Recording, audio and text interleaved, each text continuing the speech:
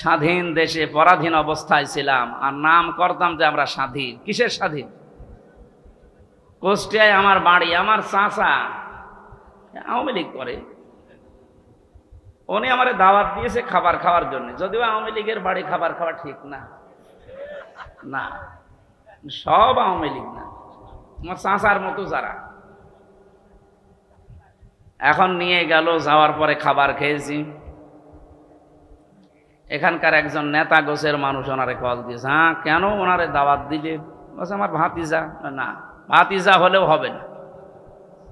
তার 2 দিন পরে আল্লাহ তাআলা এই অবস্থা করে দিয়েছে।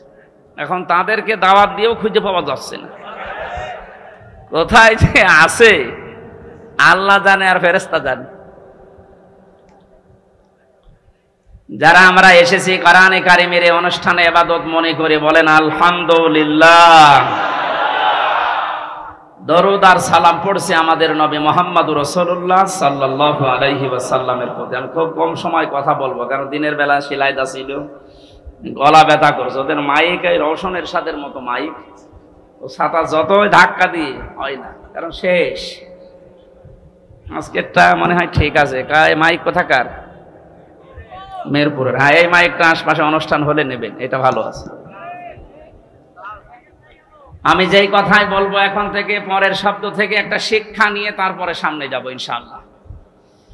আল্লাহ রাব্বুল আলামিন বলেন, ইয়া আইয়ুহাল্লাযীনা আমানু আতিউল্লাহা ওয়া আতিউর রাসূলা ওয়া উলিল আমরি মিনকুম ইলা আখিরি আয়াত। সূরা নিসা 5 নম্বর পারার 6 নম্বর পৃষ্ঠার 9 নম্বর লাইনের 59 নম্বর আয়াতের প্রথম অংশে আছে তাফসিরে ফি জিলালিল কোরআন। কত আলেম এখানে বসে আছে, আপনার যদি একটু সন্দেহ লাগে ওনাকে জিজ্ঞাসা করবেন পরে। আমি যেটা বলছি ওটার সাথে কোরআন এবং বাস্তবতা যদি মিলে যায়, আপনাকে এই মুহূর্তে সিদ্ধান্ত পাল্টিয়ে মেনে নেওয়া লাগবে। আপনি নিজেও কোরআন পড়েন না, হামজা বলছে আপনি মানবেনও না, আপনি কি হয়েছেন? কি আপনি কি লাথি খাবে? হ্যাঁ, আদালতে প্রবেশ করার সময় যে পুলিশের সামনে ওনারে লাথি দিয়েছিল, পুলিশকে বললাম ভাই আপনি দেখলেন না কুষ্টিয়ার লোকের লাথি দিল আর আপনি দেখলেন? বলছে করবো কি? যে লোকটা লাথি দিয়ে বেরিয়ে গেল ওরে ধরতে পারলেন না? ওরা ধরবো কি করে? ওরে তো আমি ব্যবস্থা করে দিয়েছি, মার। কারণ জালেমদের বিপক্ষে শুধু মানুষ না, সৃষ্টি জগৎ সব এবং আল্লাহ নিজে। অনেকে মনে করে যে জালেমরা এত কিছু করে, কিছুই তো হয় না। ওয়ালা তাহসাবান্নাল্লাহা গাফিলান আম্মা ইয়ামালুজ জালিমুন। সূরা ইব্রাহিমের 42 নম্বর আয়াতের প্রথম অংশে আছে আল্লাহ পাক বলেন, হে পৃথিবীর মানুষেরা, কি ধারণা করো যে জালেমদের সম্পর্কে আমি কোনো খোঁজ রাখি না, আমি গাফেল? না, ওদেরকে আমি ছাড় দিয়েছি। এ পৃথিবীর সবচেয়ে বেশি তীক্ষ্ণ নজর আমি রাখি জালেমদের উপরে। ঢিল দেই কেন? ইন্নামা নুওয়াল্লিহিম লিয়াজদাদু ইসমা, যেন ওদের পাপটা পরিপূর্ণ হয়ে যায়। ওয়ালাহুম আযাবুম মুহিন, পাপ পরিপূর্ণ হয়ে গেলে আমি ওকে নিকৃষ্টতম যন্ত্রণাদায়ক অপমানকর শাস্তি দিতে পারবো। এর বাস্তব প্রমাণ আপনি দেখেন, কালামানিক বিসি পর্যন্ত উড়ে গেছে। বিসি উড়ে যায়নি? তার কত অপমান হবে বলেন? একজন বিচারপতি ছিল, তার যদি বিসি উড়ে যায়। এই যে মহিন দিয়েছেন আল্লাহ, আযাব মহিন, অপমানজনক শাস্তি দেব। আমার মনে মনে খুশি আমি এই কারণে যে এই বাংলাদেশে যদি আল্লাহ আর কিচ্ছু না দেখায়, এই লোকটাকে আল্লাহ যা দেখাইলো আমি শান্তি পেয়ে গেছি। হ্যাঁ, সত্যি বলছে, আমি শান্তি পেয়ে গেছি। কারণ এই লোকটা কোরআনে পাখি আল্লামা দেলাওয়ার হোসেন সাইদি রহমতুল্লাহ আলাইহে তার বিরুদ্ধে একা একা সিদ্ধান্ত নিয়েছি। অন্যগুলো কিন্তু বলতো না, আমরা তো অপরাধ পাই না, কিভাবে? বলে না, দেওয়া লাগবে। আল্লাহ মনে হয় এই কারণে ওরা কলার পাতায় শুয়েছে। মানুষ তো মরে গেলে কলা পাতায় জীবিত অবস্থায় শুয়েছে। এই জন্য জালেমদের সম্পর্কে কিন্তু খুব তীক্ষ্ণ নজর আল্লাহর। কোন মানুষ যেন জালেম হয়ে যাবেন না। যা বলছি এবার মিলা। আল্লাহ ডাক দিলেন, ইমানদার যদি দাবি করো, এখানে অন্তত যারা আমরা আছি ৯৬% যেহেতু মুসলমান এই দেশে, আমরা অন্তত নামে হলো আমরা এখন ইমানদার, কামে না হলেও নামে যারা ইমানদার, আল্লাহর ডাকটা দেখেছেন, ইয়া আইয়ুহাল্লাযীনা আমানু। ৮৯ জায়গায় আছে এই শব্দটা কোরআনে। আল্লাহ রাব্বুল আলামিন যখন এমনি দুনিয়ার মানুষকে ডাক দেন, তখন বলেন ইয়া আইয়ুহান নাস বা ইয়া আইয়ুহাল ইনসান, হে পৃথিবীর মানব মণ্ডলী। শুধুমাত্র যখন ইমানদারকে ডাক দেওয়ার ইচ্ছা করেন, তখন তার এই হাত, কুদরতের হাত উঁচা করে মহব্বত নিয়ে বলেন ইয়া আইয়ুহাল্লাযীনা আমানু। আমি অনেক ভালোবাসি তোদের, আমার কথাটা শোন। আতিউল্লাহ, আমি আল্লাহর ইতাআত কর। আতিউর রাসূল, আমি রাসূলের, আমার রাসূলের আনুগত্য কর। শব্দের দিকে খেয়াল করেছেন? এই যে আতিউ, এই শব্দটা আল্লাহ নিজের নামে, রাসূলের নামে ২ জায়গায় দিয়েছেন। এটা ফেল, এটা ভার্ব, এটা ক্রিয়া। উলিল আমরি মিনকুমের আগে আল্লাহ আতিউ দেননি। আমি যত তাফসীর মিলিয়েছি, মুফাসসিরিনে কেরাম জানাতে চেয়েছেন, সবাই এক বাক্যে একভাবেই মত দিয়েছেন, আল্লাহ রাসূলের আনুগত্য করা লাগবে, কোনো প্রশ্ন করা যাবে না, আপনার বুঝে আসুক বা না আসুক। কিন্তু উলিল আমরি মিনকুম দেওয়ার আগে কেন আতিউ দিলেন না? কিয়ামত পর্যন্ত তো রাসূলুল্লাহ দুনিয়ায় থাকবেন না, তো উলিল আমর আসবে। নেতৃত্ব দেওয়ার মানুষগুলো একটা একটা করে আসতেই থাকবে। এটাকে যদি কেউ মেনে চলতে চায়, মাস্ট বি, তাকে দেখা লাগবে আগে বর্ণিত আল্লাহ রাসূলের গুণাগুণ এ লোকটার ভেতরে পাওয়া যায় কিনা। আল্লাহ রাসূলের অনুসরণ যদি ওই লোকটার ভেতরে পাওয়া যায়, আপনাকে মাস্ট বি মেনে নেওয়া লাগবে তাকে। আল্লাহ রাসূলকে মানা যেমন ফরজ, উলিল আমরকেও মেনে নেওয়া ওই সময় ওই রকম ফরজ। কিন্তু শর্তটা এই, দেখতে হবে লোকটা আল্লাহ রাসূলকে মেনে চলে কিনা। প্রাণ প্রিয় কুষ্টিয়াবাসী, একটু নিজের সাথে মিলাবেন এবার। সামনে যেটা আসতেছে, এটা অনেকে দুনিয়ার বিষয় বলে রাজনীতি মনে করে এড়িয়ে যেতে চান না। এটা দুনিয়ার বিষয় না, এটা আখিরাতের সাথে সম্পর্কিত। আমি কোরআনের চোখ, হাদিসের চোখ লাগিয়ে দেখতে পাচ্ছি, এটার দ্বারা হাজারো মানুষ জাহান্নামী হয়ে যাচ্ছে। আজকে সেলাই দাতে আমি দ্বিতীয় পয়েন্টটা বলেছিলাম, কিয়ামতে আল্লাহ বিচার ব্যবস্থা যখন আরম্ভ করবেন, প্রথম ধাপ, দ্বিতীয় ধাপ। প্রথম ধাপে একা একা ডাকবেন, দ্বিতীয় ধাপে যখন ডাকবেন আল্লাহ, তখন আর একা ডাকবেন না। ইয়াউমা নাদউ কুল্লা উনাসিম বিইমামিহিম। সূরা বানী ইসরাঈলের ৭২ নম্বর আয়াতের প্রথম অংশে আছে, আল্লাহ বলেন কিয়ামতের ময়দানে প্রতিটি মানুষকে আমি ডাকবো তার ইমামের সাথে, তার নেতার সাথে। কার সাথে? বলেন বলেন।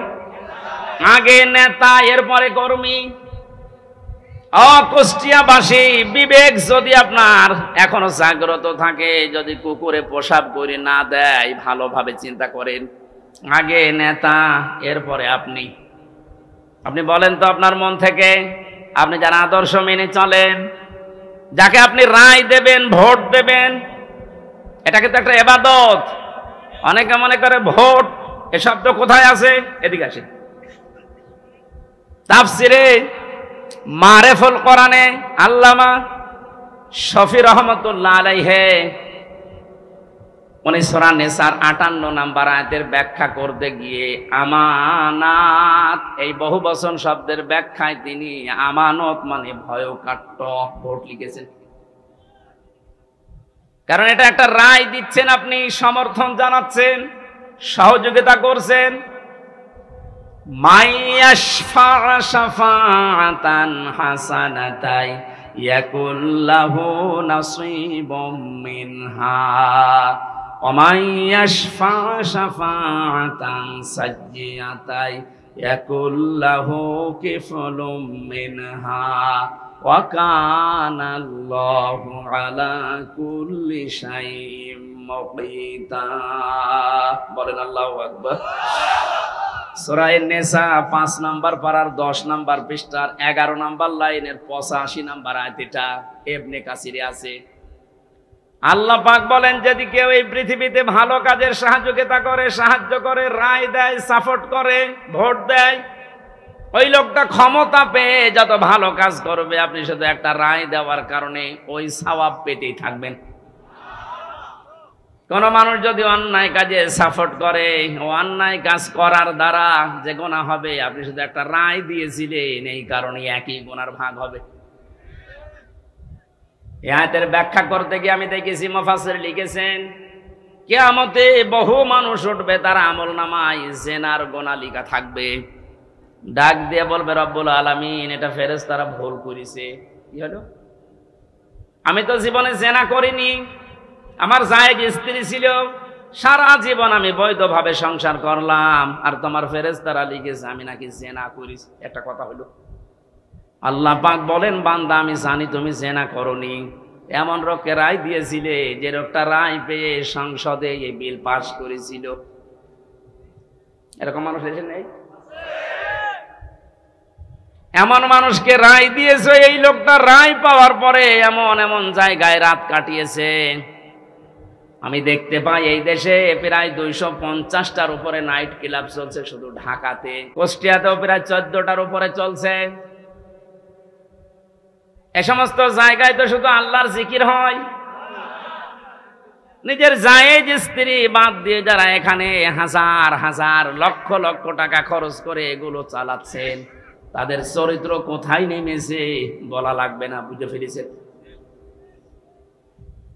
আপনি যে শুধু রায় দিয়েছিলেন, ওই লোকটা যত দিন নিজে হোটেলে রাত কাটিয়েছে, যত রকমের জেনা, তার হাতের জেনা, মুখের জেনা, চোখের জেনা, লজ্জাস্থানের জেনা, যত রকমের জেনা হয়েছিল, ওগুলো সব ফ্ল্যাক্সি লোড হয়ে বিকাশ হয়ে আপনার আমলনামায় যাচ্ছে।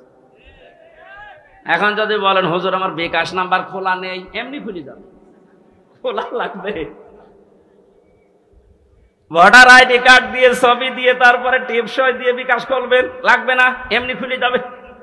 শুধু রায়টা দিয়ে দেখেন। আপনাকে আমি বলছি না যে অমকে দাঁড়িয়েছে তারে রায় দেন না, আপনি দেখবেন যে 5 জন দাঁড়িয়েছে ভোটে, এর ভেতরে আল্লাহ রসুলকে মেনে চলে কোন লোকটা, আপনি তারে দেন। কারণ আপনার এই রায়টা রায় না, এটা একটা ইবাদত। এটা কি?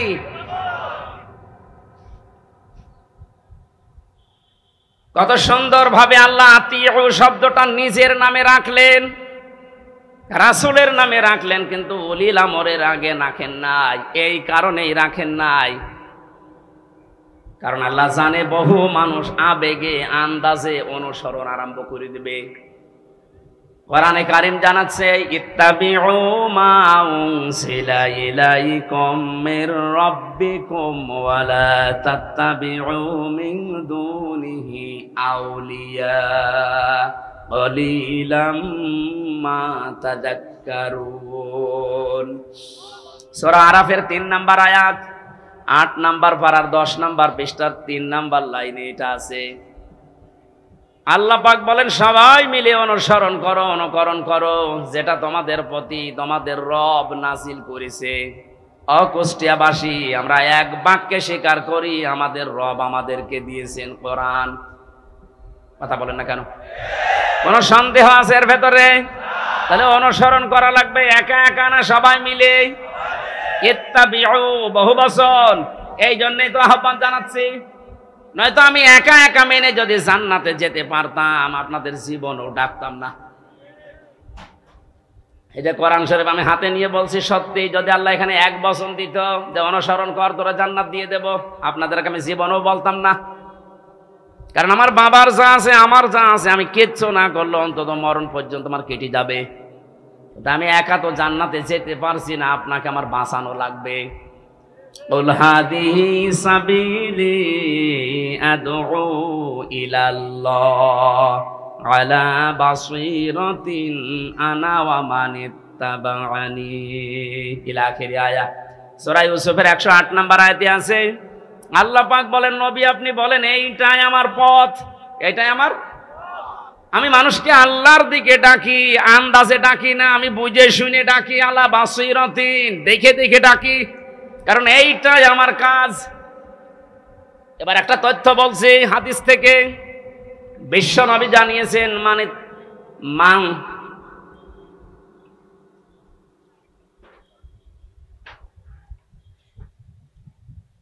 অমাং দাআ ইলাইহি হাদা। এখানে আরবি গ্রামার যারা বোঝে ওদেরকে জিজ্ঞাসা করেন, দাআ এক আলিফ টান আছে, অমাং দাআ ইলাইহি হাদা। কেউ যদি কোরআন দিয়ে মানুষকে ডাকে, আল্লাহ নিজে তাকে হেদায়েতের উপরে রাখে। আমি এমনিতে ঝুঁকিপূর্ণ পথ বেছে নেইনি। 3টা বছর জেলখানায় থাকার পরে তো সিদ্ধান্ত নিতে পারতাম না যে যা করছে করুক গা, লা ইলাহা ইল্লাল্লাহ, পারতাম না। আমার বাবার যা আছে সত্যি কথা বলছে, আমি একা, আমার কিন্তু চলে যেত। কিন্তু এই রক্ত পিচ্ছিল পথে আমি বেছে নিয়েছি। আল্লাহ পাকের ঘোষণা যে আমি যদি হেদায়েতের উপরে থাকতে চাই, কোন গাছতলায় বসে, আস্তানায় বসে, খানকায় বসে হেদায়েতের উপরে থাকা যাবে না। হেদায়েতের উপরে থাকতে হলে দাঁড়া আল্লাহর দিকে কোরআন দিয়ে মানুষকে ডাকা লাগবে। আমি যদি ডাকতে পারি, আল্লাহ নিজে দায়িত্ব নিয়ে আপনাকে রাখবে হেদায়েতের উপরে। আর যাদেরকে আমি ডাক দেব তাদের অবস্থা কি? ফাকাদ হুদিয়া ইলা সিরাতিম মুস্তাকিম। এই যে আলেম যারা আছে, ফা দিলেন কেন এখানে? কদ দিলেও তো অর্থ হয়ে যেত, আবার কদ বাদ দিয়ে দিলেও অর্থ হয়ে যেত। ফা শব্দটা প্রায় 19টা অর্থে ব্যবহার হয় বালাগাত মান থেকে। এটা তার ক্লাস চলছে না মাদ্রাসার, যে আমি একেবারে ভেঙে ভেঙে বলবো। এতটুকু বলতে পারছি, আল্লাহ এত বড় কঠিন শব্দ নবীজিকে দিয়ে বলিয়েছেন, ফাকাদ হুদিয়া ইলা সিরাতিম মুস্তাকিম। কোরআনের ডাকে যদি সত্যিই কেউ বুঝে শুনে ছাড়া দিয়ে দেয়, আল্লাহ নিজে তাকে সিরাতিম মুস্তাকিম নসিব করে দেয়। আমি আজকে ডাক দেব, আমি থাকতে চাই হেদায়েতের উপরে, আর আমি আন্দাজে ডাকি না, আমি বুঝে শুনে ডাকি। আর আপনারা সাড়া দেবেন, আপনাদেরকে আল্লাহ জান্নাতের পথ দেখিয়ে দেবে। জান্নাতের পথ দেখানোর দায়িত্ব হামজার কার? বলেন বলেন। আল্লাহ যদি এতটুকু শেষ করে দিতেন, আলা বাসীরাতিন, না আনা ওয়া মান ইত্তাবা'আনি, এটা আমার কাজ, এবং আমাকে যারা অনুসরণ করে, আমার উম্মত বলে যারা দাবি করে, কিয়ামত পর্যন্ত তাদেরও আমি আল্লাহর দিকে মানুষকে ডাকা লাগবে। এজন্য শব্দটার দিকে খেয়াল করে আমি ডাকতেছি, ইত্তাবিউ, আমরা সবাই অনুসরণ করতে চাই। কোনো বাবার অনুসরণ না, কোনো পীর সাহেবের অনুসরণ না, কোনো দাদার অনুসরণ না। আমি অনুসরণ করব সবাই মিলে কোরআনের। আরো জোরে। আল্লাহ এতটুকু শেষ করলেন না, আরেকটু বাড়িয়েছেন, ওয়ালা তাত্তাবিউ, এই অনুসরণ করা যাবে না, মিন দুনিহি আউলিয়া, ওলির বহু বচন আউলিয়া। এ দুনিয়ায় কোন ওলি আল্লাহর অনুসরণ করার দরকার নেই। এ শব্দটা শোনার পরে মনে হচ্ছে আল্লাহ তার ওলিদের বিরুদ্ধে। না মানে বাংলা অর্থ করেন তো, দেখ করেন। ওয়ালা তাত্তাবিউ মিন দুনিহি আউলিয়া, কোন ওলির অনুসরণ দরকার নেই। আল্লাহ একজন ওলিকেও বাদ দেয়নি, সব শেষ। বাংলা অর্থ করলে মনে হচ্ছে আল্লাহ তার ওলিদের বিরুদ্ধে। না, ব্যাখ্যায় গিয়ে দেখলাম আল্লাহ এই জন্য নিষেধ করেছেন, কারণ আল্লাহ ভালোভাবে জানেন পৃথিবীতে বহু মানুষ এমন আসবে, ওরা আল্লাহর চাইতে ওদের আব্বাকে বড় মনে করবে, যেটা শুরু হয়েছিল। এই 15 বছরে একজন আব্বার জিকির আমরা যত করেছি, আমার তো যতটুকু জ্ঞান বুদ্ধি, আমার মনে হয় যদি আমরা আল্লাহর জিকির ওই মনে মানে করতাম, আমরা আল্লাহর ওলি হয়ে যেতাম। আল্লাহ তাহলে ওলিদের বিরুদ্ধে না, আল্লাহ বলতে চেয়েছিলেন এইটা যে অনেকে আবেগে আল্লাহরে বাদ দিয়ে আব্বাকে উপরে তুলে ফেলবে। এই জন্য আল্লাহ সব বাদ দিয়েছেন, সব বাদ দে, কলিলাম মা তাযাক্কারুন। আল্লাহ আফসোস করছেন, না আমার এই কথাগুলো শোনার পরে বিশ্বাস করা দূরের কথা, অধিকাংশ মানুষই মুখ ফিরিয়ে চলে যাবে। আপনারা চলে যাবেন? যাবেন? আল্লাহরে আফসোস থাকতে দেবেন? দল মত নির্বিশেষে আজকে থেকে আমার এই সিদ্ধান্ত নিয়ে যাওয়া লাগবে। আমি যেহেতু রায় দেব সামনে, এটা একটা ইবাদত, নামাজের মতো একটা ইবাদত। নামাজ পড়লে সওয়াবের উদ্দেশ্যে, রায় দেব আমি সওয়াবের উদ্দেশ্যে। আমার আমল নামায় যেন হজের সওয়াব লেখা হয়, হজ না করেও। আব্দুল গফুর সাহেব যদি দায়িত্ব পায়, ওখানে যে যদি হজের পক্ষে কথা বলে, যেমন এখন ডক্টর আফাম খালিদ সাহেব বলছে না, 7.5 লাখ 8 লাখ 9 লাখ টাকা লাগতো হজ করতে। উনি দায়িত্ব নিয়েই বলছে সিন্ডিকেট ভেঙে দেওয়া লাগবে। কোন কারণে এত টাকা লাগবে একটা ফরজ হজ করতে? 3.5 লাখ থেকে 4 লাখ টাকা হলে খুব ভালোভাবে হজ করা যায়। আমার পাশের রাষ্ট্র থেকে যাচ্ছে, আর আমরা এখান থেকে 8.5 লাখ 9 লাখ টাকা লাগবে কেন? এ সিন্ডিকেট ভাঙা লাগবে। এইরকম খালিদের মতো মানুষ যদি দেশে 151 জন তৈরি হয়ে যায়, আর এই রায়টা যদি পাশ হয়ে যায়, কিয়ামত পর্যন্ত যত মানুষ দেশে আসবে, আমল নামায় দেখবেন এমনিতেই হজের সওয়াব লেখা হয়ে গেছে। হজ না করেও আপনি হাজি, কিয়ামতে আল্লাহ আপনাকে হাজি বলে ডাকবে। বলবেন আল্লাহ আমি তো হজ করিনি। আল্লাহ জবাব দেবেন, বান্দা আমি জানি তুমি হজ করনি। এমন জায়গায় তুমি রায়টা দিয়েছিলে, তোমার রায় পেয়ে লোকটা চেয়ারে বসেছিল। শুধু চেয়ারে বসে নাই, ওখান থেকে আমার একটা ফরজ বিধান হজের পক্ষে কথা বলেছিল। আল্লাহ কিন্তু ফেরেশতা দিয়েও এটা পারে না? পারে না। কিন্তু আমাদেরকে আল্লাহ দায়িত্বই তো দিয়েছে খলিফা হিসাবে, ইন্নী জাইলুন ফিল আরদি খলিফা। আমি তোদেরকে দুনিয়ায় পাঠালাম খলিফা করে। এই শব্দটা যেমন এমন জায়গায় লাগিয়েছে এই দেশের মানুষ। আমরা অনেকে খলিফা মনে করি যারা ওই কাপড় চোপড় সেলাই করে, দর্জি, ওটা খলিফা। এমনকি বাংলাদেশের এমনও জেলা আছে যেখানে চুল কেটে দেয় যারা, তাদেরকে খলিফা বলে। এমনও জায়গায় এদেশে আছে যারা ওই যে ছোট ঠ্যাং কেটে দেয়, খতনা করে দেয় না, হাসাম না, ওরা বলে খলিফা। আপনি বুঝেছেন কোথায় নিয়ে গেছে শব্দটা?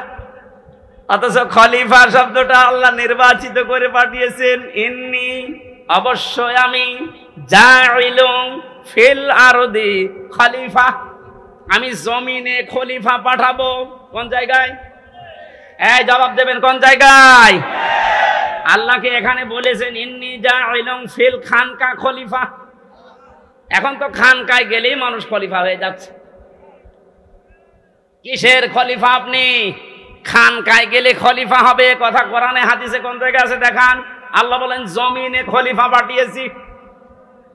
ইন্নী জাইলুন ফিল মাসাজিদি খলিফা, মসজিদে খলিফা পাঠাবো। তাহলে কিছু জিকির আজগার করলে আপনি মাপ পেয়ে যেতেন। যদি বলতেন ইন্নী জাইলুন ফিল মাদারিসি খলিফা, মসজিদে মাদ্রাসায় খলিফা পাঠাবো, তাহলে সায়েম বিল্লার মতো একটা মাদ্রাসা করে কিছু ছেলে মেয়েকে পড়ালে আপনি মাপ পেয়ে যেতেন। আল্লাহ কিন্তু শব্দটা দিয়েছেন ইন্নী জাইলুন ফিল আরদি। কোথায়? ফিল আরদি, জমিনে। এই জমিনে আজ আমরা যেহেতু এই দায়িত্বটা পালন করি না, আমরা কেউ খানকায়, কেউ গাছতলায়, কেউ মসজিদে, কেউ মাদ্রাসায়, কেউ দরবারে। জমিনটা জালেমরা ফাঁকা পেয়েছিল, 180 মাইল বেগে চালাচ্ছিল। আমার কথার অর্থ যদি না বোঝার ভান করে থাকেন, এদিকে আসেন, আসেন, ঝড়ে কোদাল দিয়ে বোঝাচ্ছে। জমিনটা ফাঁকা পেয়েছিল না, যা মনে লেগেছে তাই করেছে। যেহেতু আল্লাহর খলিফা আমরা, কেউ জমিনে নেই, কেউ ঢুকে গেছি আস্তানায়, কেউ দরবারে, কেউ মাদ্রাসায়। জমিনটা ফাঁকা পেয়ে মন মতো ওরা চালিয়েছে। এখন আর না, আমরা বুঝে ফেলেছি আল্লাহ আমাদেরকে পাঠিয়েছে ফিল আরদি। কোথায়? আরো জোরে, আরো জোরে। সুতরাং জমিনে থাকতে রাজি আছি আমরা।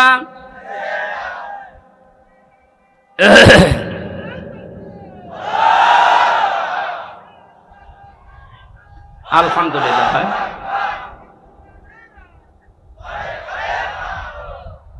এতক্ষণ পর্যন্ত যা বলছি তার সামারাইজ এইটা। এমন মানুষকে আমরা রায় দেব, ভোট দেব, তার পেছনে থাকবো, যেই মানুষটা আল্লাহ রসুলকে মেনে চলে। সে জামাত ইসলাম হওয়া লাগবে, চরমনায় হওয়া লাগবে, শর্ত না, দেখবেন এই লোকটা আল্লাহ রাসূলকে মেনে চলে কিনা। আর যার চেহারা দেখলে আল্লাহর আগেই রাগ হয়ে যাবে কি, কারণ আপনাকে তো আল্লাহ বিচারের জন্য ডাকবেন একা একা না, ডাকবেন কয়জন করে? নেতা সাহাব, নেতা আগে কর্মী পরে। এমন নেতার পেছনে থাকেন যারা দেখলে মানুষ লাথি দিচ্ছে, আল্লাহ লাথি দেবে। কথা বলেন না কেন? আপনার বিবেকে কি বলে বলেন? এখন আমি অন্য জেলার কথা বাদ দিলাম, এই জেলায় যারা দায়িত্বে ছিল এদেরকে যদি আপনি সামনে রাখেন, পেছনে আপনি, ওর যে চেহারা, চরিত্রের কথা তো বাদই দিলাম, ওর যে চেহারা, সিরাত সরাত নবীজির কোনটা আছে ওর ভেতরে, সামনে দিয়ে আপনি পেছনে, কি মনে হচ্ছে আপনার কাছে? আল্লাহ ওর দিকে তাকালে আপনার পর্যন্ত যাবে।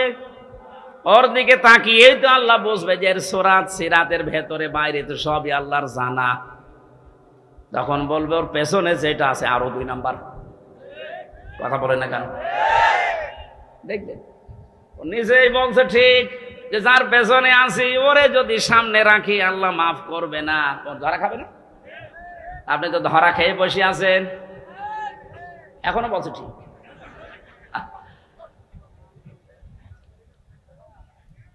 আশা করছে আপনার বিবেক খুলবে। এরপরও যদি কেউ ফিরে না আসে, আমার মনে হয় ওর বিবেকের উপরে তালা লাগানো আর কুকুরে পেশাব করে জং ধরে গেছে। আল্লাহ আমাদের হেফাজত করুন, আমিন। আমি এত নিচু কথা বলতাম না, এই উদাহরণটা দিলাম আপনাদের জন্য, আপনার বিবেকে তালা যেন খুলে যায়। আমরা কোরআনে কারিম থেকে সূরা তাওবার 119 নাম্বার একটা মাত্র আয়াত পড়েছি। আমি ব্যাখ্যা করতে পারিনি ওখানে, এই জন্য বলেছিলাম যে এখানে ব্যাখ্যাটা যতটুকু পারি করব। এই শব্দটা নিয়ে বিশেষ করে এ বাংলাদেশ, ভারত আর পাকিস্তানে আমি বহু জায়গায় গেলাম, দেখলাম ভেজাল চলছে। বিশেষ করে এই আয়াতটা নিয়ে সমস্যা বেশি। আয়াতের সমস্যা না, ব্যাখ্যা করতে গিয়ে যে যেই দিকে আছে ওই দিকে টেনে টেনে কথা বলে। আমরা ওই রকম করবো না, আমরা দেখবো আল্লাহ কি বলেছে, রাসূল কি করেছে, আয়াতের ব্যাখ্যা, সাহাবায়ে কেরাম কি ব্যাখ্যা দিয়েছি। আমি যেহেতু এগুলো পড়েছি এই জন্য আমি ডেলিভারি দিচ্ছি, শোনেন। আল্লাহ পাক জানিয়েছেন, ইয়া আইয়ুহাল্লাযীনা আমানু তাকুল্লাহা ওয়া কুনু মা'আস সাদিকিন। ও হে যারা ঈমানের দাবি করো, আমি আল্লাহকে ভয় করো, এই দুনিয়াতে যারা সত্যবাদী তাদের সঙ্গী সাথী হয়ে যাও, তাদের সাথে থাকো। 3টা বিষয় এই আয়াতের ভেতরে আমরা পেয়েছি। 1 নম্বরে আল্লাহর ডাক ছিল ঈমানদারকে। কাকে? প্রশ্ন আসতে পারে আমি তো ঈমানদার আছি না।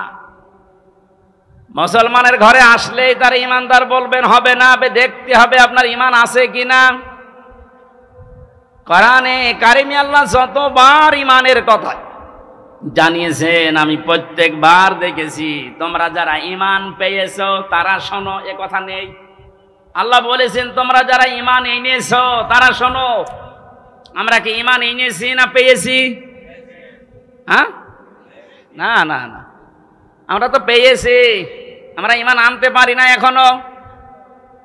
ঈমান এনেছিল হযরতে বেলাল, ঈমান এনেছিল হযরত খাব্বাব। তাকান তাদের জীবনের দিকে, ঈমান আনার কারণে কি গেছে তাদের উপর দিয়ে। হযরতে সুমাইয়া ঈমান এনেছিল তারা, আর আমরা ঈমান পেয়েছি। আমরা ঈমান কি করেছি? এজন্য আমাদের ঈমান আনতে হবে। আমি খুব অল্প কথাই বলছি, আপনার ঈমান এবার আপনি আনলেন, মনে করেন লা ইলাহা ইল্লাল্লাহু মুহাম্মাদুর রাসূলুল্লাহ। ঈমান এনেছেন। ঈমান আনার পরে ঈমান আছে কিনা নাকি চলে গেল? প্রশ্ন আসতে পারে, ঈমান চলে যায় কি করে? হাদিস, নবীজিকে প্রশ্ন করছে এক সাহাবী, হে নবী আমার ঈমান আছে, এটা আমি টের পাবো কি করে? বিশ্বনবী বলেন, ইদা সাররাতকা হাসানাতুকা ওয়া সাআতকা সাজ্জিয়াতুকা ফাআনতা মুমিন। যখন তোমার ভালো কাজগুলো তোমাকে আনন্দ দেবে আর অন্যায় কাজ করলেই তোমার কষ্ট লাগবে, তখন বুঝবে যে তোমার ঈমান আছে। ও বাংলার মুসলমানেরা, এ দেশে ভালো কাজ সবার কাছে ভালো লাগে না। অন্যায় কাজ সবার কাছে অন্যায় লাগে, কষ্ট লাগে না, লাগে না। এই থিওরিটা মনে রাখেন, যাদের ভালো কাজ ভালো লাগে, অন্যায় কাজ যাদের কাছে কষ্ট দেয় না, এই মানুষগুলো ঈমান নেই। ও যত বড় জুব্বা গায়ে দিক না কেন, এটা কোরআনে কারিম প্রচার করা, এটা ভালো কাজ না মন্দ কাজ? এই ভালো কাজেও সবাই কি খুশি? না না, সবাই খুশি না। যারা এই ভালো কাজে খুশি হয়েছেন, আপনি মনে মনে ভাবতে পারেন যে আপনি অন্তত আর যাই থাক, আপনার ঈমান আছে।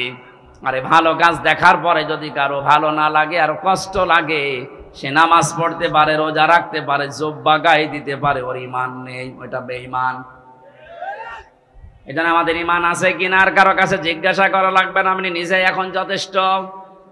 ইত্তাকুল্লাহ, আমি আল্লাহকে ভয় করো। আল্লাহর ভয়, এই শব্দের যতগুলো ব্যাখ্যা আমি পড়েছি, উত্তম ব্যাখ্যা হচ্ছে যেখানে যেই দায়িত্ব যে পাবে, ওই বিষয়ের উপরে জ্ঞান অর্জন করার মাধ্যমে প্রশিক্ষণ নিয়ে ওই কাজটা পরিপূর্ণ করার নাম, আঞ্জাম দেওয়ার নাম তাকওয়া। এই সমস্যা কি?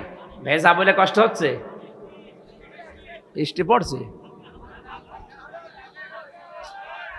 এখানে তো 9টা ব্যাখ্যা ছিল তাকওয়া শব্দের, বৃষ্টি তো সমস্যা হয়ে যাবে দেখছি। আকুনু মা'আস সাদিকিন, ঈমান আনলে, এখানে 9টা পয়েন্ট পেয়েছিলাম আমরা। কোন মানুষ যদি ঈমান আনার পরে তাকওয়া অবলম্বন করে, মহান আল্লাহ তাকে দুনিয়ায় 9টা, আখিরাতে 27টা উপকার করবেন বলে কোরআনে ঘোষণা দিয়েছেন। বলেন সুবহানাল্লাহ। ওয়া রাহমাতুল্লাহি ওয়া বারাকাতুহু। ইন্নাল হামদালিল্লাহি ওয়াস সালাতু ওয়াস সালামু আলা রাসূলিল্লাহ। আম্মা বা'দ, ফাউযু বিল্লাহি মিনাশ শাইতানির রাজিম। বিসমিল্লাহির রহমানির রহিম।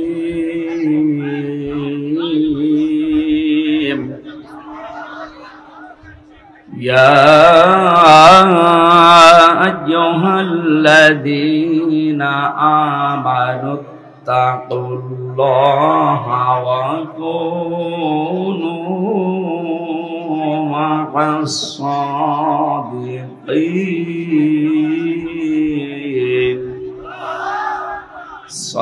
সাদাকাল্লাহুল আযীম। আন আবি হুরায়রা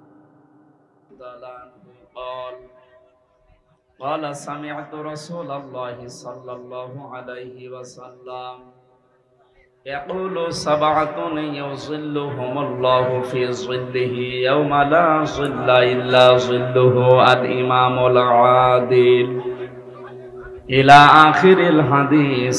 رواه ابن ماجه. وما زادهم إلا إيمانا وتسليما. اللهم صل على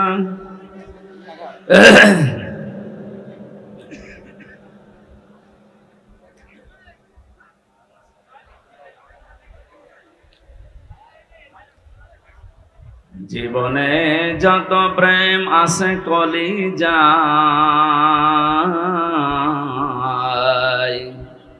নবীজির তরে সবটুকু দিয়ে দেব তাই। বিনিময়ে শাফাত যদি তার পাই, মুছে যাবে জীবনে যত ব্যথা ভার। বালাগল উলা বিকামালিহি কাশাফাত দুজা বিজামালিহি হাসানাত জামিউ খিসালিহি সাল্লু আলাইহি ওয়া আলিহি। আলহামদুলিল্লাহ। এই কথা বন্ধ করো, এই কথা বলা যাবে না। গুরুত্বপূর্ণ কাজ থাকলে এখন ইশারায় করা যাবে, আর কথা বলা যাবে না। এই যে কথা বলা যাবে না, এই নির্দেশ আমার কার? ফাসতামিউ লাহু ওয়া আনসিতু। কোরআনের আলোচনা আরম্ভ হলে শুধু ইমাম মালিক রহমতুল্লাহ আলাইহি আল্লাহর কাছে 100 বার তিনি প্রশ্ন করেছিলেন স্বপ্নে, যে আল্লাহ তোমার কাছে সবচাইতে ভালো কাজ, পছন্দনীয় কাজ কোনটা?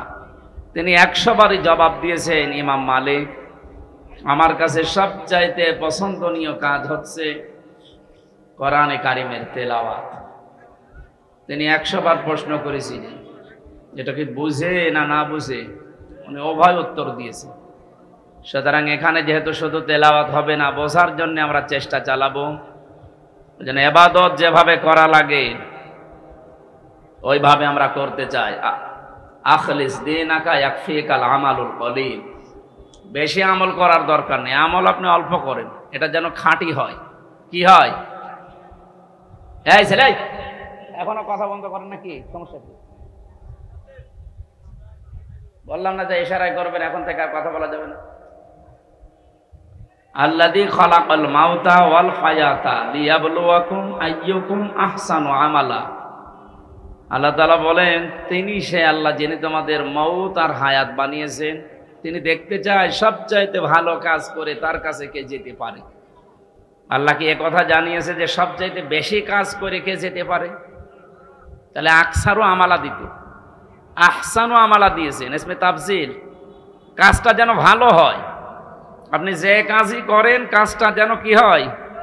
ভালো হয়। আজকে পরিবেশটাও ভালোই ছিল, কিন্তু এখন তো আর, এই যে আসার সময় যে অবস্থা দেখলাম, এখানে তো বসে থাকায় দুষ্কর, তারপরেও কষ্ট স্বীকার করে যারা বসে আছেন। আমরা জানি যে ইবাদতে কষ্ট বেশি হয়, ইবাদতে সওয়াব বেশি। সুতরাং আজকের এই ময়দানে কোরআনের আলোচনা শোনা মানে, দুইটা আলোচনা শুনলে যে সওয়াব পেবেন, আজকে একটাই, তাই আল্লাহ দিয়ে দেবেন, ডবল হবে। সিস্টেম অপর পৃষ্ঠায় আছে। পৃথিবীতে 3টা অপরাধের শাস্তিও ডবল হয়। যে ইবাদতে কষ্ট বেশি, ওই ইবাদতে যেমন সওয়াব বেশি, ডবল ডবল সওয়াব হয়। 3টা অপরাধ যদি পৃথিবীতে কেউ করে, ওই অপরাধের জন্য শাস্তিও আল্লাহ দেবেন ডবল। 1 নম্বরে যারা আল্লাহর সাথে অন্য কাউকে শরীক করে বা ডাকে, এটা বাংলাদেশ, ভারত আর পাকিস্তানে বেশি ছিল।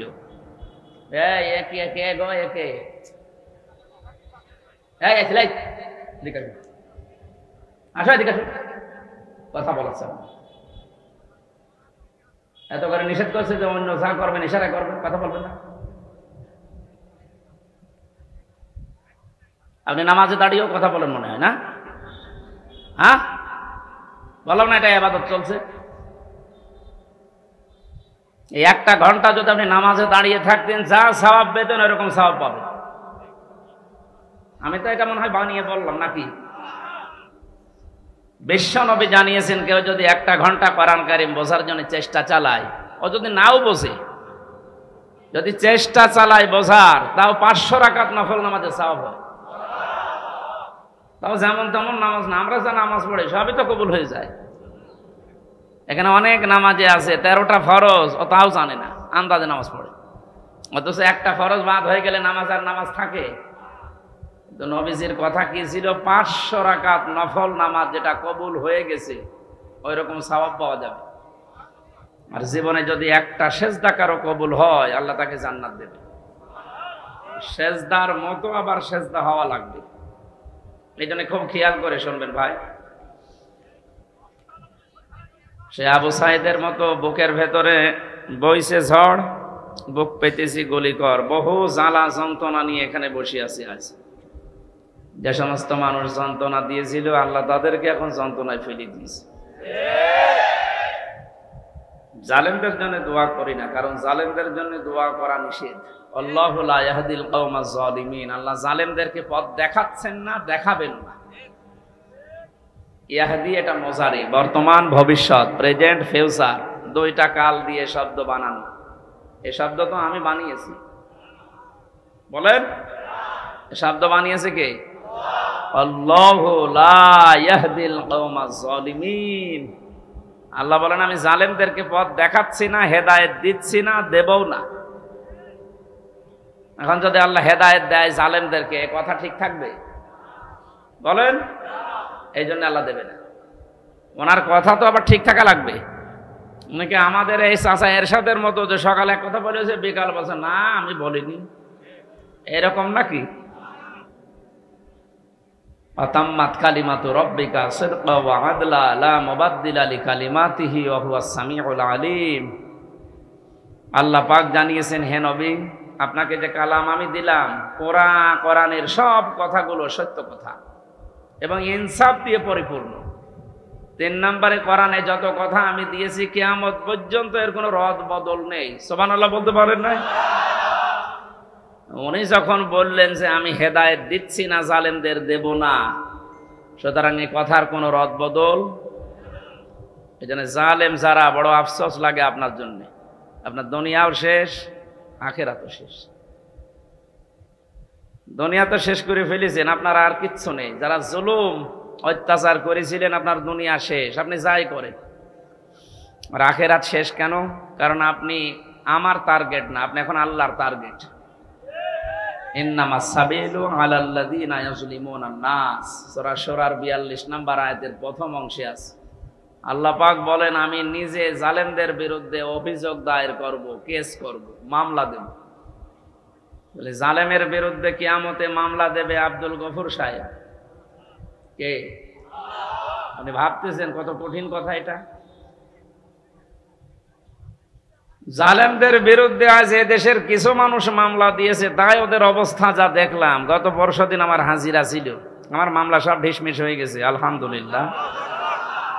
আমি বের হয়ে আসতেছিলাম আদালত থেকে, দেখছি আল্লাহর এক পাঁজি বান্দা, হাজি সেলিম না পাঁজি সেলিম, এর নামে হাজি লাগালে গোনা হবে। ওর যে চরিত্র এখন সব ফুটে উঠতেছে। এজলাসে দাঁড়িয়ে দেখলাম হাওমাও করে কাঁদতেছে, আর আশপাশে যারা দাঁড়িয়ে আছে গালি তো 1 নাম্বার না, সব মানে 7 নাম্বার গালি দিচ্ছে। কি করলো বলেন তো এই লোকটা? জীবনটা শেষ করে দিল, দুনিয়াও শেষ, আর আখেরাতে তো হাজার হাজার লক্ষ লক্ষ মানুষের মামলার আসামি হবে এবং আল্লাহ নিজে ওর নামে মামলা দেবে। এই জন্য এই জেলাতেও যারা জুলুম করেছিলেন আমরা দেখলাম অনেকে লাথি খাচ্ছে। আপনাদের এই এলাকার মনে হয় না, একটু দূরে যেখানে হয় হোক, লাথি খাচ্ছে যদি এখনই, তো চোখ বন্ধ করতে দেরি, ফেরেশতাদের লাথি খাবে। কারণ আলেমদের নাম যে লোক তেতুল হুজুর দিতে পারে, ওরে লাথি না অন্য জায়গায় কিছু দেওয়া দরকার। এত বড় শয়তানকে আল্লাহ যে এই জেলায় দিয়েছিল, আল্লাহ কি যে করেছে, আর জেলা পাইনি। ওর জন্য সারা দেশে যে আমার মুখ ছোট হয়ে যায় না, আপনি ওই জেলার লোক, কি করবেন? তারপরেও বলি ভাই আমার বাড়ি কুষ্টিয়া সদর থানায়, ওই থানায় না, জেলা তো একটু ঝামেলায় আছে। আল্লাহ যেন এই সমস্ত মানুষদেরকে আর আমাদের সামনে নিয়ে না আসি। এগুলো সমাজের জন্য, দেশের জন্য, জেলার জন্য ক্যান্সার। এই জন্য আমরা ইবাদতে লিপ্ত হচ্ছি, ইবাদত করার মতো করবো ইনশাআল্লাহ। বাংলাদেশের ঐতিহ্যবাহী জেলা, আমার প্রাণ প্রিয় জেলা কুষ্টিয়া, নামটা শুনলে আমার অন্তর ভরে যায়। মেরপুর থানার অন্তর্গত তালবাড়িয়া হাই স্কুল ময়দানে, এটা হাই স্কুল, যুব সমাজের উদ্যোগে আয়োজিত, এলাকায় যারা ইন্তেকাল করেছে, কবরে আছে, তাদের রুহের মাগফিরাত কামনায় মাহফিলের আয়োজন। এখানে দল মত নির্বিশেষে সবাই আমরা আছি, কারণ সবার আত্মীয় স্বজনই মাটির নিচে আছে। কথা বলে, এই জন্য এটা নিছক রাজনৈতিক কোনো বিষয় মনে করে আপনি বা চলে যেন না, কপালে আগুন লাগবে। আর রাজনীতি যদি কোরআন দিয়ে আমি করি, আপনাকে শোনা লাগবে। কোরআনের বাইরে যদি আমি কিছু বলি, আপনি চলে যাবেন, কোনো অসুবিধা নেই। আগে যে ভয়টা দেখাতেন যে হুজুর রাজনীতি করবেন না, এখন এসে বলেন তো দেখি, আসেন। কয়েকদিন আগে বাংলাদেশের গোয়েন্দা বিভাগের যিনি প্রধান, ডিজিএফআই এর প্রধান আমাকে মোবাইলে জানিয়েছে হুজুর সারা দেশে কোরআনের কথা বলবেন, কোনো অনুমতি লাগবে না। প্রধান উপদেষ্টা ডক্টর মোহাম্মদ ইউনূসী ঘোষণা দিয়েছে, অন্যান্য ধর্মীয় অনুষ্ঠান যেভাবে চলে মুসলমানদের কোরআন প্রচার করতে কোনো অনুমতির প্রয়োজন নেই। যেই ফোর্সে আল্লাহ কোরআনে দিয়েছেন কথা, আপনি ওই ফোর্সে বলবেন। কিন্তু কমিটিতে যারা থাকে, কর্তৃপক্ষকে বলবেন তারা যেন মেয়েদের প্যান্ডেলটা আলাদা রাখে, পুরুষের আনাগোনা সেখানে যেন না হয়। এখানে এরকম আছে তো? হ্যাঁ, ঠিক আছে, আলহামদুলিল্লাহ। ওনার ওই কথা তো আমরা মেনেই নিয়েছি। সুতরাং এখন আসেন, মাইক কেড়ে নেয় আলেমদের সামনে থেকে। এখন আসেন দেখি আপনার বুকের পাঁঠা কত। উনি আমাকে আর একটা তথ্য দিয়েছে যে আমি বললাম, স্যার আপনি এতদিন ছিলেন কোথায়? বলছে আমি কয়েকদিন আগে দায়িত্ব পেয়েছি, আমি ছিলাম না, আমি এখন মুসলমান হিসাবে যা করা লাগে আমি করব। আপনারা কোরআন প্রচার করেন, কেউ যদি কোনো জেলায়, কোনো থানায়, কোনো ইউনিয়নে বাধা দেয়, শুধু তার নামটা আমারে দেবেন, ওর ঠ্যাং ভেঙে ফেলবেন। আমরা তো এইটাই চাচ্ছিলাম, যে দেশে কোরআন বিরোধী কোনো মানুষ যেন মাথা ছাড়া দিয়ে উঠতে না পারে। সুতরাং এটা আমরা যারা মানুষ হারিয়েছি, কবরে আছে আমাদের মা বাবা, আত্মীয় স্বজন, একটা মানুষ যখন কবরে থাকে সে যেন সাগরে থাকে। একটা খড়কোটা পেলে যেভাবে মানুষ আঁকড়িয়ে ধরে, আমরা এখান থেকে আজকে মোনাজাত করলে, কোরআনে কারিম তেলাওয়াত করে পাঠালে, আল্লাহ পাক নবী জানিয়েছেন, সে যেন মনে হয় যে একটা কিছু পেয়েছে। কত অসহায় অবস্থায় আছে, আপনাকে এই 2, 3 তলা 5 তলা বাড়ি করে দিয়ে আপনি জানেন, আর আপনি একটু সময় তার জন্য বের করতে পারছেন না। সুতরাং দলমত নির্বিশেষে যারা এসেছি, মহাবিশ্বের মহাবিশ্বয় আমাদের মালিকের মুখের পবিত্র বাণী কোরআনে কারিম তাফসীরুল কোরআন মাহফিলের স্বনামধন্য সভাপতি, এই ছেলে কথা বলা যাবে না ভাই,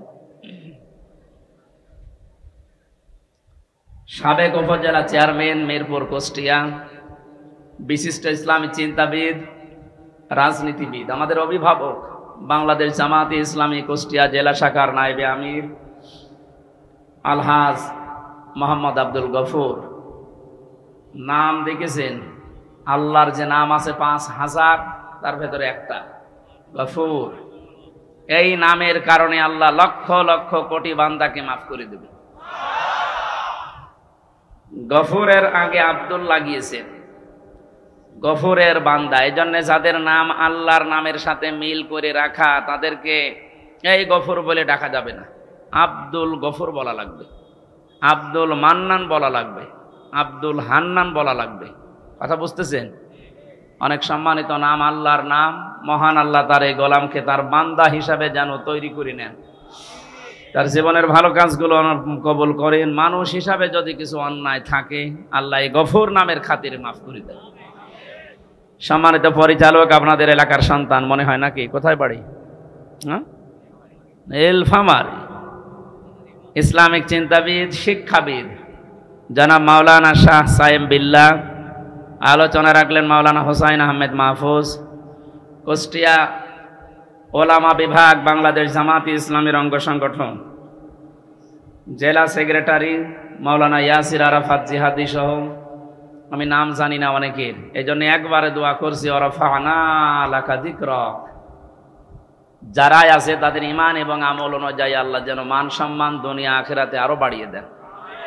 বলেন বলেন। একবারে সব দোয়া করলাম বলে এবার রাগ করলেন না, মানে অনেক জায়গায় আছে তো। এক শিক্ষক বলছিল ছাত্রকে, এসে এই গোট বানান কর। Sir ABCD FGH IJK LMN OP QRS T UV WX YZ, কি করবি? এর ভেতরে আছে, আপনি বানান করিয়ে নিন। আমি সব অক্ষর বলে দিয়েছি, আপনি শুধু GOOD বানান করিনি। আমি একবারে দোয়া করেছি কোরআনের আয়াত দিয়ে, ওয়ারাফা'না লাকা যিকরাক। এ মঞ্চে বসা আছেন শ্রদ্ধাভাজন ব্যক্তিবর্গ, অত্র এলাকার বিভিন্ন রাজনৈতিক দলের নেতা কর্মীরা, সামনে বসা তাওহীদি জনতা, পর্দার আড়ালের সম্মানিতা মা এবং বোনেরা, প্রশাসনের ভাইরা। এখন আর বলা লাগছে না, কারণ থানা পুড়িয়ে গেছে।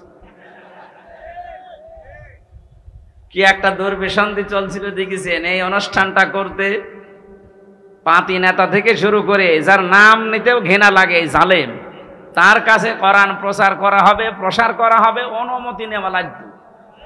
কত নিচে নেমেছিলাম আমরা। এখান থেকে শুরু করে 1, 2, 3, 14 জনের কমপক্ষে অনুমতি নেওয়া লাগতো। কোরআন প্রচারে বাধা আমার মনে হয় পৃথিবী তৈরি হওয়ার পর থেকে এই 15 বছরের মতো হয়। আমারটা, অন্যটা আমি জানি না, আমি দেখেছি। সব কমপ্লিট করার পরে স্টেজ থেকে আমার নামিয়ে দিয়েছে। আমার 100টা অনুষ্ঠানের প্রায় 95টা বন্ধ করে দিত। বলেন সুবহানাল্লাহ। তারা যে সমস্ত কথা শোনাতো আমাদেরকে যে আমরা নিরাপত্তার জন্য এগুলো করি, দেখো এখন নিরাপত্তা লাগছে না? কথা বলেন না কেন? বাংলাদেশ জামাত ইসলামী কুষ্টিয়া জেলা শাখার উদ্যোগে কিছুদিন আগে 500-র উপরে প্রায় 700 আলেম এসেছিল এতিমখানায় কুষ্টিয়া। সব ঘরনার আলেমরা এসেছিল। এখানে 2.5 ঘন্টা 3 ঘন্টা আলেমদের আলোচনা হয়েছে। আপনি ভাবেন তো, শুধু একটা মাস আগে যদি 500 না 5 জন এক জায়গায় আলেম হতো, কতগুলো মামলা হতো?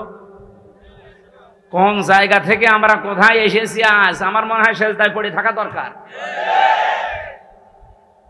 5 তারিখে আগস্ট মাসের 1:30টার পর থেকে যখন শুনলাম যে আল্লাহ রহমত নাজিল করছে, সেজদায় পড়ে গিয়েছিলাম যে আর মনে হয় না তোলাই ভালো মাথা।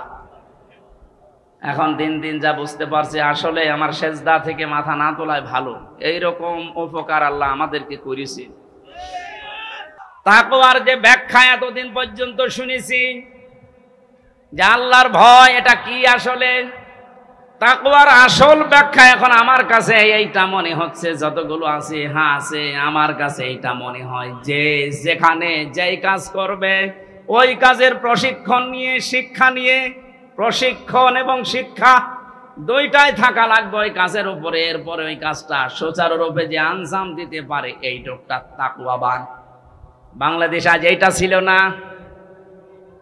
কারণ তাকওয়া যদি কেউ অবলম্বন করে ঈমান আনার পরে, আসমান জমিনের যত বরকতের দরজা সব আল্লাহর খুলে দেওয়ার কথা ছিল কোরআনে।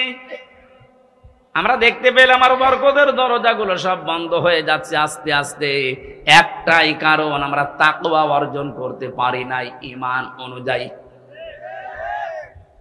যেখানে যেই লোকটা উপযুক্ত তাকে সেই জায়গায় না দিয়ে এমন লোককে সে চেয়ারে বসিয়েছে, চেয়ারের পর্যন্ত অপমান হয়। এই লোকটা সারা জীবন পড়েছে আইন নিয়ে, তারা আইনের পক্ষে না বসিয়ে আইনের চেয়ার না দিয়ে দিয়েছে কৃষির চেয়ার। সে কি বুঝবে বিষয়ে? তারও বিষয়ে লেখাপড়া নেই, শিক্ষা নেই, প্রশিক্ষণ নেই। ও যদি কিছু ফতোয়া দেয়, কোনো মাসলা মাসাইল দেয়, সব দেবে আন্দাজে। এই জন্য আমরা পিছিয়ে যাচ্ছিলাম।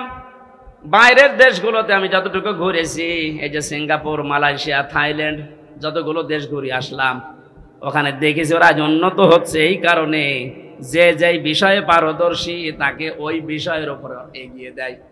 আপনার 4টা ছেলে আছে, এক একটা ছেলে এক এক লাইনে বসে ভালো, আপনি সেই লাইনে এগিয়ে দেন। একজন যদি ইঞ্জিনিয়ার এই বিষয়টা ভালো বোঝে, ওকে আপনি ওই লাইনে পড়ান। ওই লাইনের জ্ঞান অর্জন করে, যোগ্যতা নিয়ে, প্রশিক্ষণ নিয়ে ওই লাইনটাও উপকার করবে, পৃথিবীতে ফোকাস দেবে। অথচ পারে না ওই বিষয়ে, জোর করে তাকে ঠেলা দেবেন, কিছুদিন পরে এমন জায়গায় পড়বে আর খাতে থেকে উঠতে পারবে না।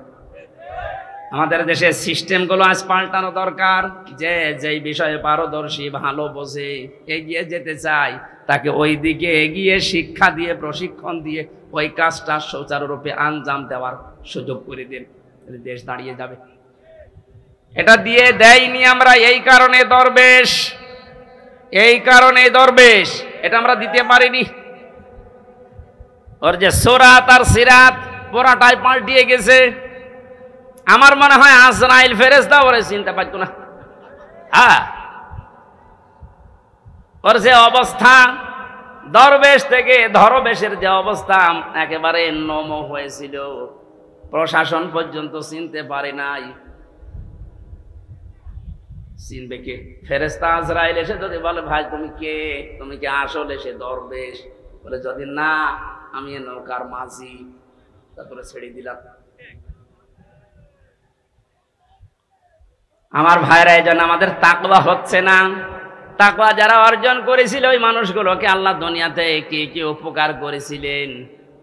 কোরআনে কারীম বলেছে, এই পৃথিবীতে কেউ যদি তাকওয়া অর্জন করতে পারে, ওই মানুষ যদি বিপদেও পড়ে, এমন জায়গা থেকে আল্লাহ তাকে সাহায্য পাঠাবে, এই লোকটার ধারণাও ছিল না যে এখান থেকে সাহায্য আসতে পারে। সত্যবাদী যারা, তাদের সাথে যেহেতু থাকার জন্য আল্লাহ নির্দেশ দিচ্ছেন, সত্যবাদী মনে করে আমরা মনে করি এই যে বিশাল জুব্বাসার গায়ে আছে, পাগড়ি মাথায় আছে, হাতে তসবিহ আছে, মসজিদ মাদ্রাসা খানকা ছাড়া কিচ্ছু বোঝে না, এই সত্যবাদী না। কোরআনে কারিমে আয়াতের ব্যাখ্যা আছে সূরা বাকারার 177 নম্বর আয়াতে আল্লাহ পাক জানিয়েছেন, কেউ যদি সত্যবাদী তার ইমানের দাবিতে হতে চায়, 10টা কাজ তাকে দুনিয়ায় আঞ্জাম দেওয়া লাগবে। বাংলাদেশ সহ পৃথিবীতে যারা এই 10টা কাজ আঞ্জাম দেখছেন, এই মানুষগুলো তাদের ইমানের দাবিতে সত্যবাদী। আপনি তাদের সাথে থাকবেন, এ নির্দেশ হামজার। কার? আরো জোরে বলেন। এই নির্দেশটা আপনাকে মানা লাগবে আজকে। শুধু পূর্ব পশ্চিম দিকে মুখ ঘোরালে সওয়াব হয় নাকি? বৃষ্টি শুরু হয়ে গেছে। না না, কষ্ট হবে ভাই, ভিজে যাবে। এই কোরআন শরীফ নিয়ে যান, কোরআন শরীফটা নিয়ে ভালো জায়গায় রাখেন। সুবহানাল্লাহ, আলহামদুলিল্লাহ। আমার এই যে কয়েকদিন পরে, আজকে কয় তারিখ? 5 তারিখ। আর 4 দিন পরে এই যে 16 দাগ ভেড়ামারার ভেতরে, ভেড়ামারার 16 দাগ, ওখানে আমার মাহফিল আছে রাত 9টা থেকে 11টা পর্যন্ত। ওখানে যাবেন, আমি 9টায় থাকবো। এই যে মইনুল ভাই আছে, উনিও থাকবেন। পরিবেশ এখন কি হবে বলতে পারছি না, কারণ এখন মাহফিলের সময় না। এই 14-15টা জেলায় যারা দায়িত্বে ছিল আমার ঢুকতেই দেয়নি। এই জন্য ডেটগুলো সব আমি দিয়েছিলাম চট্টগ্রাম, সিলেট, ওই সমস্ত বিভাগে। এখন ওদেরকে বলে বলে নিয়ে আসা লাগছে, কারণ একজনকে দিয়ে দিলে আবার কাটা যায় আন্দাজে, তারা তো কষ্ট পাবে। এরপরেও চেষ্টা